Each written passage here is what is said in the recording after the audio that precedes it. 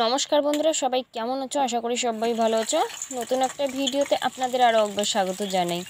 আজ আপনাদের সাথে শেয়ার করব একদম মুড়ি দিয়ে হালকা ফুলকা কিন্তু একটা রেসিপি।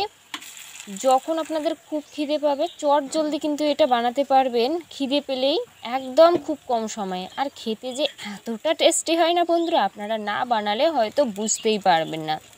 যেমনি এটা দেখতে লোভনীয় মুচমুচে, তেমনি কিন্তু এটা হয় টেস্টি। একবার হলো মুড়ির এই রকম একটা রেসিপি বানিয়ে দেখুন।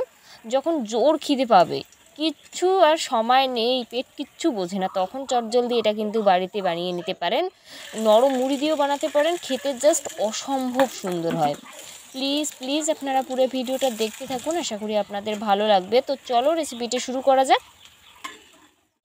বানানোর জন্য এই জায়গায় আছে মুড়িটাকে ভালোভাবে ধুয়ে নেব। তবে আপনারা চাইলে না নরম মুড়ি, যেটা কোনো কাজে লাগে না, সেই মুড়ি দিয়েও করতে পারেন, তাতেও হবে। ওই মুড়িটা না অনেক টাইমে আমরা ফেলাই দিই, তো ফেলাই না দিয়ে এইভাবে একটু পরিষ্কার করে ধুয়ে জলটাকে ভালোভাবে চিপে চিপে নিলাম, যাতে একটুখানি কম জল থাকে। এইভাবে কিন্তু নেওয়ার পরে এইখানটায় দিয়ে দেবো হলুদ গুঁড়া, তার সাথে দিয়ে দেবো হচ্ছে একটুখানি আদা কুচি করা, তারপর দিয়ে দিলাম ধনেপাতা কুচি আর বিনস কুচি। সবজি অনেক অ্যাড করতে পারেন। স্বাদ মতো নুন দিয়ে নিলাম, আপনারা চাইলে কিন্তু গাজরও অ্যাড করতে পারেন। এরপর দিয়ে দিলাম 1 চিমটে মতো মৌরি, কালো জিরে দেওয়ার পরে দিয়ে দেবো জিরে পাউডার অল্প একটু, দিয়ে দেবো গাজর কুচি। হাতের কাছে যেরকম সবজি থাকবে সেটাই দিয়ে দেবেন, তাহলে বাচ্চারাও খুব সুন্দর খাবে, আর ঝালটা নিজের স্বাদ অনুযায়ী। এরপর দিয়ে দেবো বেসন আর কর্নফ্লাওয়ার, দিয়ে খুব ভালো করে কিন্তু মাখিয়ে নেব। যদি একটুখানি জল লাগে তবে জল অ্যাড করতে পারেন, আর যদি একটুখানি বেসন লাগে তাহলে কিন্তু বেসনও অ্যাড করতে পারেন। তো হাতের কাছে দেখলাম কয়েকটা কড়াইশুঁটি আছে, সেটাও দিয়ে নিলাম, বাঁধাকপি একটু কুচি সেটাও দিয়ে নিলাম। তাহলে কী হলো, সবজিটাও খাওয়া হলো, আর এই দিক দিয়ে কিন্তু দুর্দান্ত স্বাদের এই মুড়ির যে রেসিপিটা সেটাও কিন্তু খাওয়া হলো। তো যাই হোক, সব সবজি দিয়ে বানালে আরও টেস্টি হয়।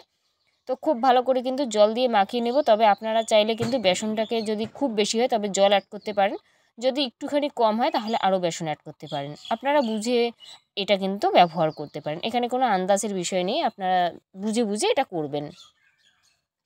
এরপর অল্প একটু মুড়ি নিয়ে এইভাবে গোল্লা পাকিয়ে হাতের তালাতে এইভাবে একটু প্রেস করে চ্যাপটা করে নেব।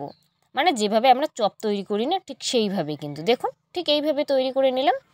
এরপর গরম তেলে কিন্তু এটা এইভাবে দিয়ে দেব, মানে হাতা দিয়ে, নইলে না হাত দিয়ে দিলে তেল কিন্তু ছিটে হাতের মধ্যে পড়তে পারে, তো একটু সাবধানে করলে অসুবিধা নেই। তো সুন্দর করে কিন্তু এটা দিয়ে নিলাম।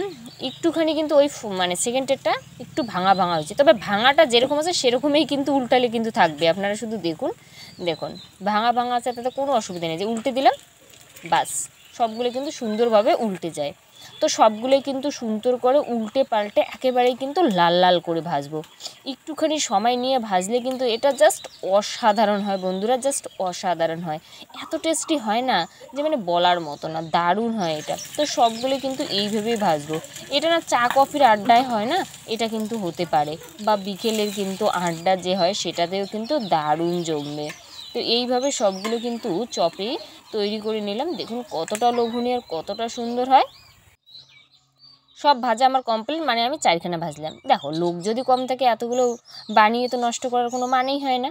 তবে আপনাদের বাড়িতে বেশি সংখ্যক লোক থাকলে বেশি বানিয়ে নেবেন, তবে অবশ্যই বেশি বানিয়ে নেবেন, নইলে না ওই পরে কিন্তু খেতে বসে আবার কম পড়ে যাবে। তো যাই হোক, বেশি করে বানিয়ে এটা কিন্তু সবাইকে পরিবেশন করতে পারেন।